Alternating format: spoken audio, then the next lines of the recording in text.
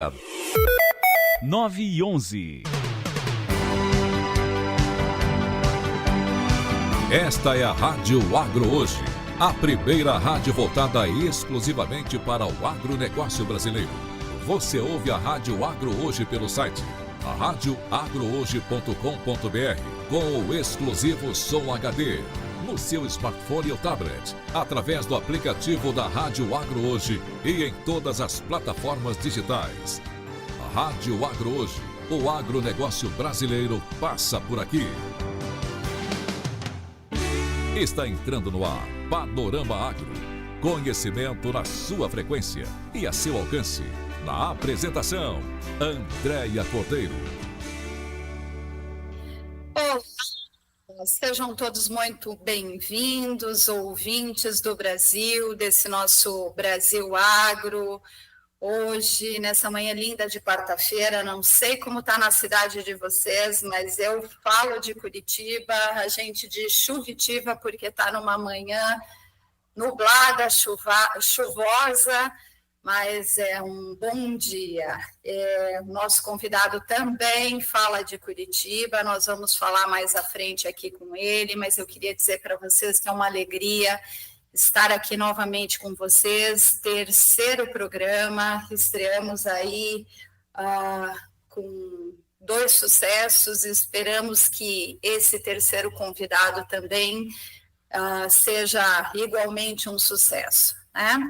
Temos um compromisso com vocês, trazer a cada semana sempre novidades, temas relacionados ao mercado. Estamos vivendo momentos muito delicados e é por isso que aqui o nosso compromisso com vocês é trazer sempre uma pauta muito focada no que produtores precisam, no que cerealistas, cooperativas, todos os participantes do mercado precisam.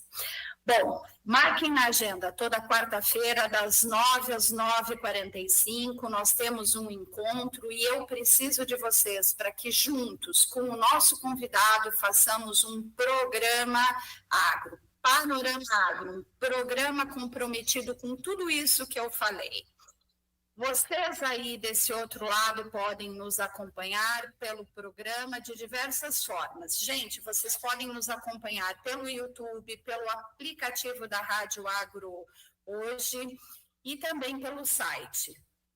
A gente quer que vocês participem, ok? E vocês também têm o canal do WhatsApp, eu vou falar agora, anotem, 65999638161. E, inclusive, nós vamos adorar saber de onde vocês estão falando, de que cidade, e como a gente vai falar de commodities, tendência de preços, panorama, perspectivas, a gente também quer saber qual é o preço da soja na sua região, qual é o preço do milho, que cultura você planta? Ou que cultura, que commodity você comercializa? Antes, eu quero dizer que a Rádio Agro Hoje é a primeira rádio com programação 100% voltada para o agro. Ok? A sede fica em Cuiabá, tem estúdios em São Paulo, Brasília e conta com parceiros em todas as regiões do Brasil e inclusive lá no exterior. A Sara, lá na Alemanha, inclusive, está toda semana aqui com a gente. E para você que quiser ser parceiro da rádio ou então patrocinar o meu programa, é só entrar em contato por aquele número que eu falei. Vou repetir o número 659-9963-8161. Vamos lá, produção, a vinheta. Programa Panorama Agro. Conhecimento na sua frequência e a seu alcance. Bom, estamos de volta, eu sou Andréia Cordeiro e são 9h15. Semana passada conversamos com uma grande lenda do agronegócio brasileiro, com mais de 55 anos de mercado, Ginaldo, do Grupo Laboro, uma pessoa a quem respeito, admiro. e falamos muito sobre os desafios de mercado e as perspectivas. E hoje eu trouxe aqui um convidado que também respeito, admiro, e para vocês, para a gente falar sobre o mesmo tema. Gente, não é um tema repetitivo. Diante de todos os desafios que a gente vem enfrentando, quebra de safra, achatamento de preço, a gente precisa falar a cada programa sobre o que nós temos pela frente. E é por isso que eu trouxe ele, Alê de Lara, diretor da Paine Agronegócios, produtor rural e trader de commodities. Alê, seja muito bem-vindo. Oi, Andréia, muito obrigado pelo convite, muito bom dia. Eu que agradeço poder estar aqui falar do agronegócio, ainda mais em momentos desafiadores, diferente do que aconteceu nos últimos anos, né? Pela primeira vez nós temos uma quebra expressiva de safra e uma queda de preços ao mesmo tempo. Então é um cenário complicado, um cenário desafiador mesmo. É isso aí. Ale, a ideia da gente estar aqui conversando é justamente falar de uma maneira clara, leve, para que todos do mercado, esse programa aqui, Panorama Agro, da rádio Agro Hoje, é escutado em todo o Brasil, né? E até fora do Brasil, porque a semana passada várias pessoas me ligaram dos Estados Unidos dizendo que assistiram a entrevista que o Ginaldo deu para mim. Foi uma honra. Então, eu queria te dizer que a responsabilidade hoje tua aqui também é muito grande, né? E eu não trago convidado que eu não saiba que tem um compromisso aí de passar realmente informação que seja relevante para o mercado. Me fala, você, além de ser empresário, consultor, assim como eu, você é produtor rural. A pergunta que não quer calar, Lê, como é que foi? Como é que você está comercializado nessa safra? Olha, Andréia, desde há uns 10 anos aproximadamente que nós aprendemos a comercializar melhor, porque já tivemos um problema climático lá em 2015, 2016, a oscilação de preços ela vem acontecendo já há muitos anos, então há uns 10 anos aproximadamente nós usamos uma estratégia que antes fazíamos como? Era 30% de soja verde, ali alguns meses antes, 30% durante a colheita e 30% a gente deixava para vender um pouquinho no meio do ano, porque você tinha um cenário de preços melhores. Há uns 10 anos a gente viu que isso já não funcionava mais. Então, esse ano nós fizemos a mesma coisa que foi feito em anos anteriores, que foi comercializar por volta de outubro, novembro e dezembro, em torno de 65%, 70% daquela expectativa do nosso talhão mesmo, né? Não se comprometer com uma expectativa muito otimista, mas para chegar no momento da colheita, eu já não ter problema de fluxo de caixa, não ter problema de uma queda de preços poder afetar a minha rentabilidade. Então, esse ano chegamos da mesma forma, 65 aproximadamente comercializado, custos já pagos, sem aquela pressão agora que os preços caíram e tem o boleto para pagar no final do mês, e agora tem um 25% a 30% ainda em relação à expectativa inicial, em torno de 30% do disponível que vai ser colhido para poder comercializar, e começamos a avaliar o mercado já a partir de agora, que parece que algumas oportunidades vão ser abertas aí nos próximos meses.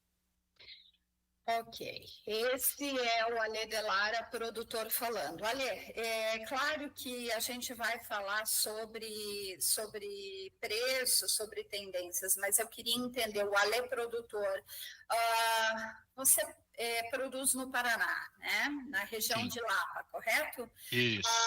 Como está teu rendimento dessa safra frente à safra passada? A gente viu uma diversidade muito grande no Brasil inteiro, né?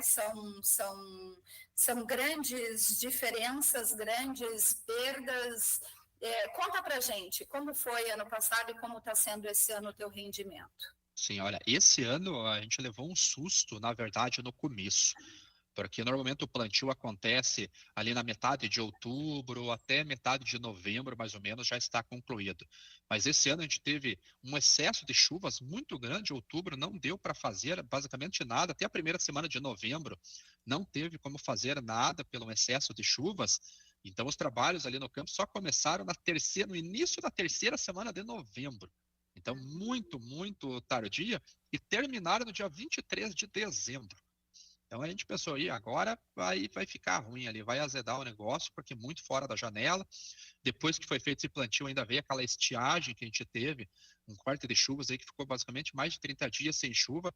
Temperaturas aqui na região da Lapa chegaram a bater 35, 36 graus, que não é comum para a região.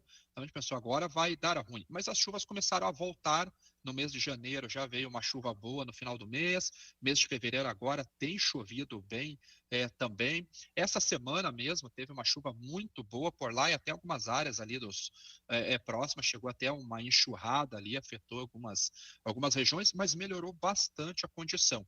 Então, a produção, a gente espera hoje um número bem parecido com o ano passado, em torno de 145 a 150 sacas por alqueire. Isso deve dar umas 60, 62 sacas por hectare. Então, surpreendeu mesmo, devido às condições de plantio, surpreendeu esse final com as condições de rendimento. A colheita deve começar em mais uns 30, 35 dias, está entrando em fase R7, começando a cair as folhas agora, então vai mais uns 30 dias aproximadamente para a gente ter a colheita começando ali na área.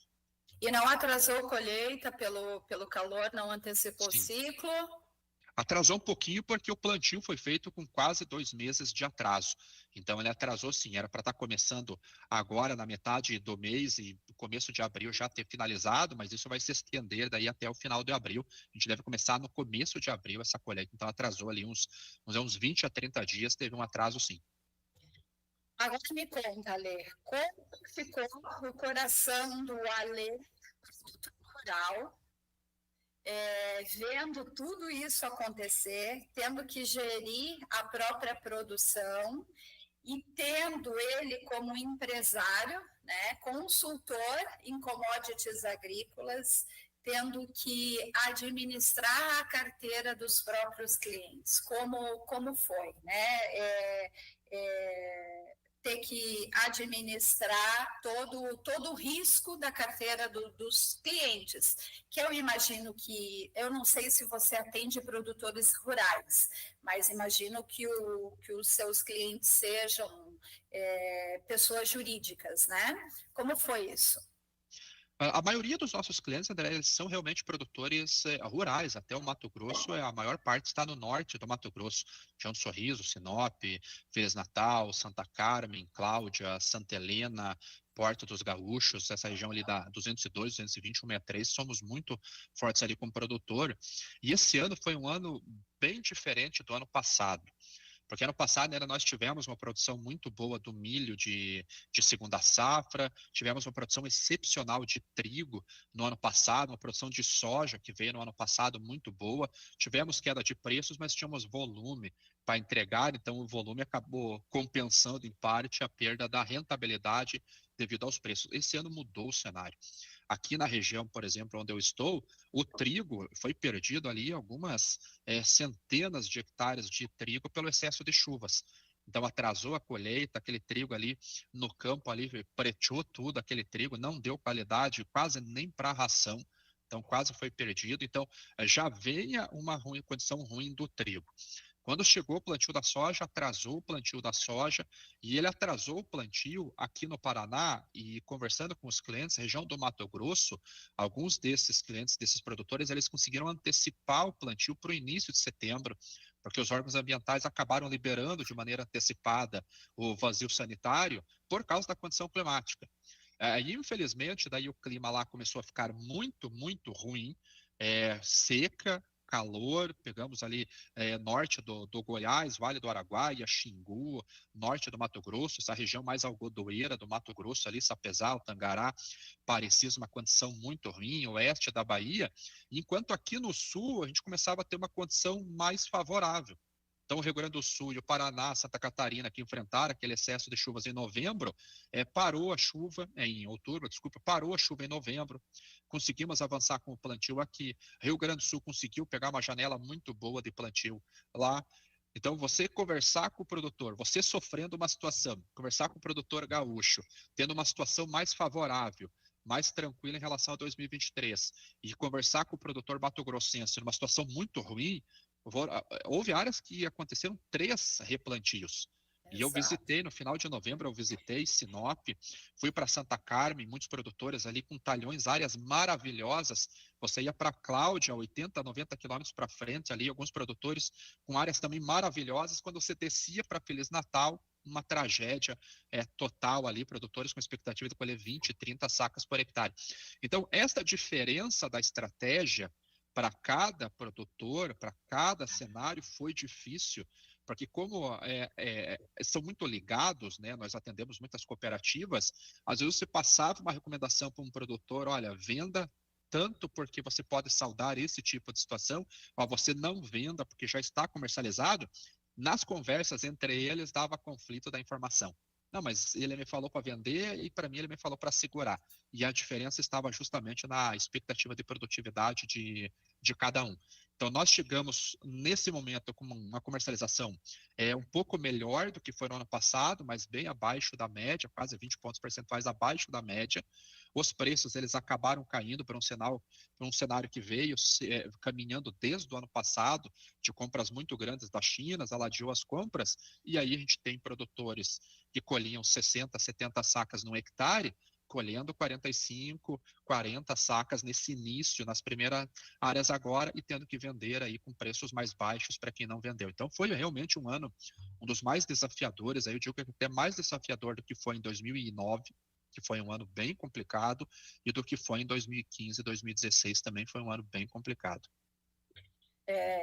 A gente vai ter que chamar um intervalo, mas antes depois a gente volta a conversar sobre isso, mas antes eu queria fazer só uma observação. Eu me lembro quando você esteve no Mato Grosso, final de novembro, você fez um comentário no seu Twitter, inclusive, para quem não segue o Alê no Twitter, eu sigo, estou no Twitter desde 2012, e lá as conversas são muito, os debates técnicos, né? Inclusive o Ginaldo, que estava aqui no Grupo Laboro, todos os grandes analistas de mercado estão no Twitter, né? Então, fica a dica aí. Ale, qual é o teu Twitter? Ale Delara. Ale Delara, já encontro. Ale Delara, o meu é André S. Cordeiro, o do Ginaldo, eu acho que é Ginaldo Souza, e Grupo Laboro. Gente, além disso, procurem os analistas que vocês seguem, todos eles estão no Twitter, e é lá que os debates, muitas vezes, do agro acontecem. Ale, quando você fez a tua viagem final de novembro para o Mato Grosso e fez seus comentários, começo de dezembro eu fui fazer uma palestra no Sindicato Rural no Lucas do Rio Verde e vi aquela tristeza de Sinop para Lucas do Rio Verde. E eu fiquei impressionada, né? Você falou de áreas de 3 vezes replantio. E inclusive áreas que foram passado, né, foram gradeadas até para plantio de algodão. A gente teve isso. E o que me chamou a atenção naquele momento é que existia que passou por ali, pelo Mato Grosso, ali em 3, 4 dias, uma consultoria que fez uma observação, percorreu o Mato Grosso, e diz que a quebra da safra não era impactante, que as chuvas de janeiro seriam decisivas, né? Poderiam reverter todas as perdas. Aquilo me impactou de uma maneira, porque assim, a gente que é consultor, nós que somos consultores e que botamos a botina no chão, né? Eu vim do Grupo Laboro, 22 anos fiquei lá, aprendi que a gente tem que sair do escritório. Aquilo me impactou de uma maneira tão grande, porque a gente faz um trabalho tão sério, né? visitando o cliente, não importa se só produtor rural ou produtor rural, cooperativa, revenda, indústria, mas a gente põe o pé onde tiver que botar, seja numa indústria, seja numa propriedade, aonde for. E aquilo me chamou muito a atenção, as diversas informações que o mercado estava processando. Como que você viu isso, né? Claro que a gente tinha, como você falou, várias informações pelas diversidades de condições que existiam, mas dentre as condições que existiam, diversos números, diversas estimativas, como que você viu isso? Esse ano eu visitei várias áreas, eu fiz um pequeno crop tour particular, então visitei áreas aqui no Paraná, visitei áreas em São Paulo, em Goiás, antes de eu ir para o Mato Grosso, eu rodei a região ali de Goiânia, fui até Anápolis e desci um pouquinho, e depois fiquei uma semana no Mato Grosso, em Sinop, rodando essa região da 163, 220, 202. E ali nós víamos justamente esse cenário, na mesma propriedade. Às vezes nós vimos um cenário com potencial de 75, 80 sacas por hectare, 200 metros para frente, não teve chuva, esse potencial caía para 50, 55 sacas por hectare. Então, esses levantamentos que nós fomos fazendo ao longo do ano, foi muito difícil. Porque quando eu desci o Mato Grosso dessa região, você chegava ali em Alto Garças, Tangará da Serra, Sapezal, Parecis, Primavera, já era uma situação diferente, já era uma situação que sofreu mais, recebeu menos chuvas, as temperaturas elas ficaram altas durante um período de muito tempo, então essa produtividade ali, ela caiu muito, muito. Tanto que agora nós estamos vendo um fenômeno que essa região ela começou o plantio e teve que parar uns 10 dias, porque houve um buraco entre a soja que já pôde ser colhida e a que estava finalizando para ser colhida. Porque quando as chuvas voltaram, depois de vários replantios, atraso no plantio, que elas voltaram, teve que parar o plantio. E ele teve que recomeçar agora, quase 10 dias depois. Então, todo mundo que fez um levantamento de safra, a chance dos primeiros levantamentos terem passado por uma revisão era quase que certa. No começo, sempre saímos com uma expectativa otimista, avaliamos a intenção de plantio do produtor, olhamos alguns modelos climáticos para tentar ter alguma previsibilidade, mas ao longo do plantio a gente vai vendo que o clima não foi favorável em algumas regiões, foi favorável em outras, e começa a haver perdas de potencial produtivo, e você começa a fazer esses ajustes, essas revisões que estão acontecendo até hoje. Então, no começo, quando nós falávamos em 160 milhões de toneladas, hoje parece uma loucura. Mas na época o cenário mostrava isso. E até mesmo porque o produtor, zeloso como né, aplicando práticas de sustentabilidade, como aplica, ele veio com um aporte de grande tecnologia, né? Então ele tinha um grande potencial. Isso é fato. Ale, nós vamos precisar entrar aqui no intervalo e, por favor, participem, caros ouvintes, mandem mensagem de onde vocês estão. A gente recebe muita mensagem, mas depois que acaba o programa, a gente quer saber de vocês durante o programa. Como vocês, da onde vocês nos ouvem, aonde vocês produzem, quais as dores de vocês. A gente está aqui para escutar vocês. O programa Panorama Agro volta já. Conectando você ao agronegócio.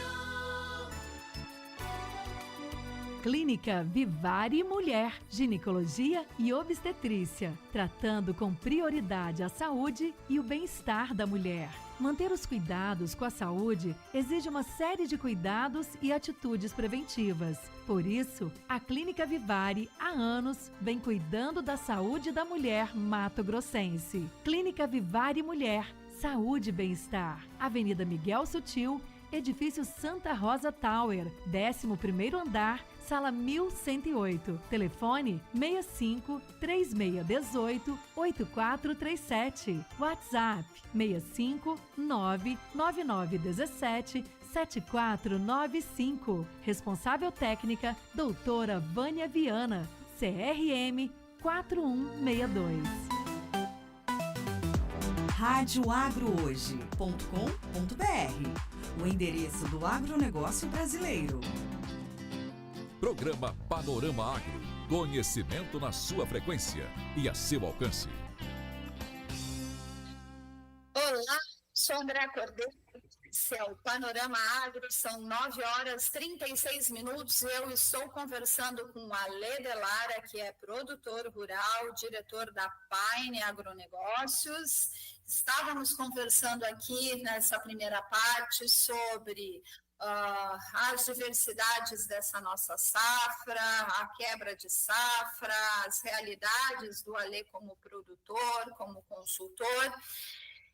E a gente não pode deixar de falar, Alê, você como consultor, quais são as perspectivas? O que você vê daqui para frente?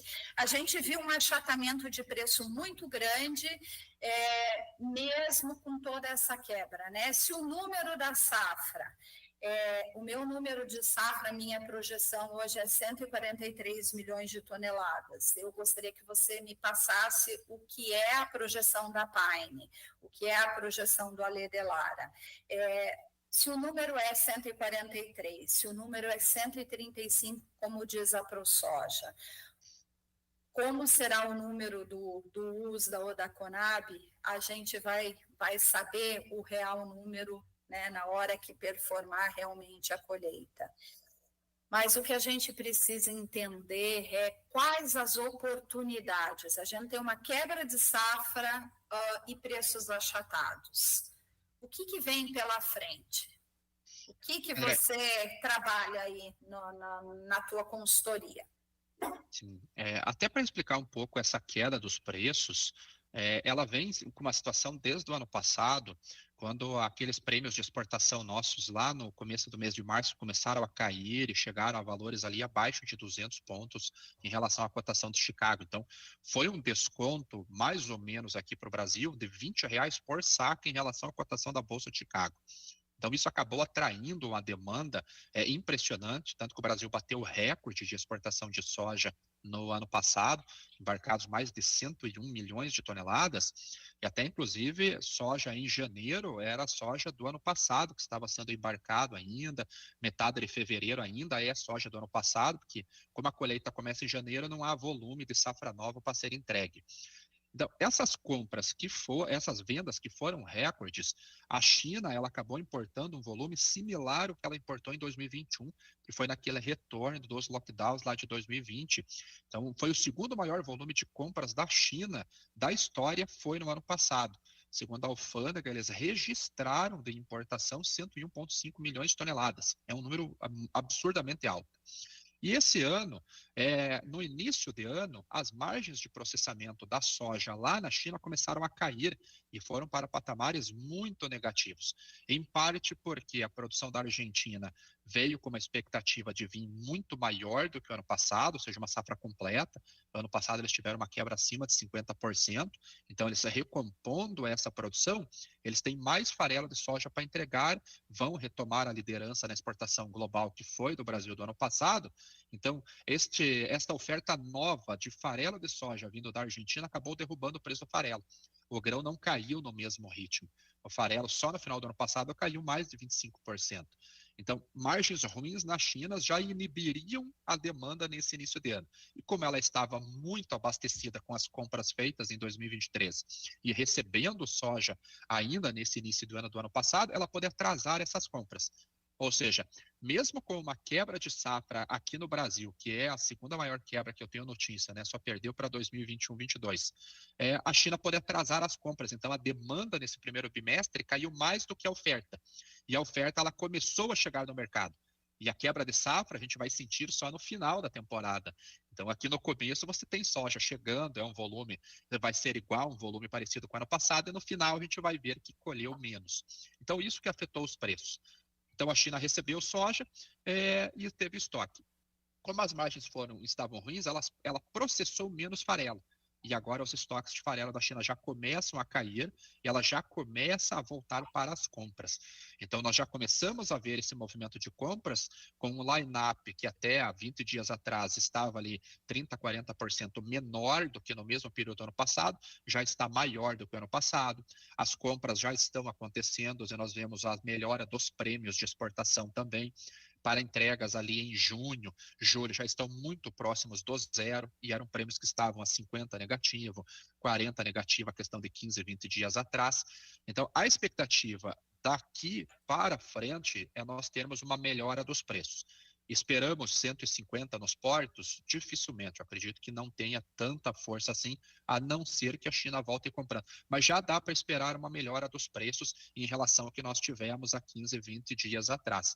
Final do mês tem o relatório da intenção do plantio do produtor rural, a gente já começa a ter uma visão de mercado já para a próxima temporada, o risco do mercado climático norte-americano já começa a fazer preço na Bolsa de Chicago, o clima por lá não está dos melhores, condição hídrica do solo é a pior dos últimos 10 anos. Então, tudo isso são fundamentos que podem, não que vão, mas que podem trazer também algum movimento de preços de alta lá na Bolsa de Chicago. Então, o cenário agora, ele passa a ser favorável.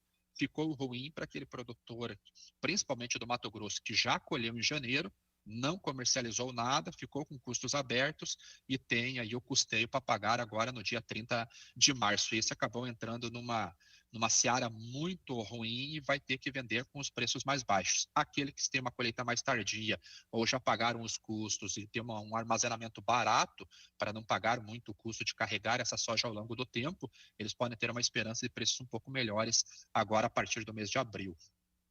Que maravilha. E aí a gente entra num desafio, no que a gente sempre fala, né, dos desafios que o agro brasileiro tem, a armazenagem, né? Muitos acham que a armazenagem entra numa conta de muito custo, mas em anos como esse, né, a gente pesa que seria a salvação para alguns, né? Não precisar vender, não precisar dispor desse produto, poder respirar para esperar também, não precisar fazer essa logística. Ale, bom, vamos lá.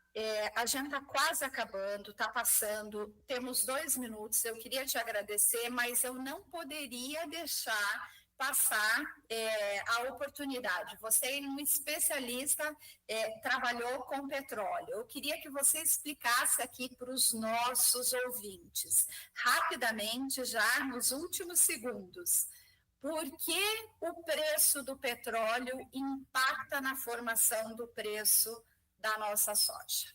Por que a gente tem que analisar o petróleo? O petróleo é a principal commodity do mundo, ele é tanto uma commodity, um produto que ele é inflacionário globalmente, como ele é deflacionário globalmente. E o petróleo ele é a matéria-prima para a fabricação do nosso diesel. Apesar de estamos iniciando tecnologias de biodiesel, através de óleos vegetais, o petróleo vai permanecer como a principal matéria-prima aí durante algumas boas décadas. Então, sempre que nós vemos o petróleo subindo de preços, isso naturalmente vai impactar no custo de produção para o diesel. Então, quando nós formos fazer o nosso plantio ou a nossa colheita, lá na continha do custo de produção, lá no final, o diesel ele vai acabar tendo um impacto muito grande. Então, se nós começamos a analisar o petróleo e vemos tendências de alta ou de baixa, nós podemos fazer estratégias para proteger as nossas margens, os nossos custos, utilizando ou compra antecipada de diesel, ou não compramos agora, compramos só o necessário porque há uma expectativa de queda. Então, acompanhar o petróleo, na verdade, é acompanhar a gestão sobre os custos de produção. Além do que o petróleo também é base de produção de muitos fertilizantes, petróleo em alta, gás natural em alta, quer dizer fertilizante em alta, petróleo e gás natural em baixa, quer dizer fertilizante em baixa. Então, não acompanhar o petróleo é a mesma coisa que não acompanhar o dólar ou não acompanhar o contrato futuro da Bolsa de Chicago. É isso aí, Ale. Queria te agradecer, quero agradecer a todos os ouvintes. Se vocês tiverem qualquer comentário, qualquer dúvida, eu faço a ponte aqui com a Ale. E é isso. Ale, um comentário final, alguma observação que tenha faltado eu fazer, que você queira fazer a colocação? Só um que para o produtor rural, que eu acho que é muito importante na comercialização, é ele não olhar só os referenciais de preços do disponível, do à vista, porque preços futuros, eles também já são formados agora, há contratos futuros na Bolsa, principalmente o dólar. O dólar, normalmente, ele tem uma curva de futuros, que nós falamos, positiva, ou seja, o dólar que está sendo negociado hoje, com vencimento em maio, é mais alto do que o vencimento agora. Então, às vezes, você vai avaliar uma venda a termo para entregar lá na frente e não está favorável, às vezes você pode já fazer algum seguro na taxa de câmbio, aproveitando que o dólar lá da frente já é mais caro do que o dólar agora. Então, acho que é uma estratégia que deve ser analisada, são os preços futuros da commodity, não ter como base só os preços do disponível. É isso aí, Ale. Bom, ficamos por aqui. Esse é o Panorama Agro. Eu sou Andréa Cordeiro, meu convidado é Ale Delara e voltamos na semana que vem, na quarta-feira. Eu agradeço a presença de todos vocês e até quarta-feira que vem. Rádio Agro hoje. A rádio que faz a diferença no agro brasileiro. Esta é a Rádio Agro Hoje, a primeira rádio voltada exclusivamente para o agronegócio brasileiro. Você ouve a Rádio Agro Hoje pelo site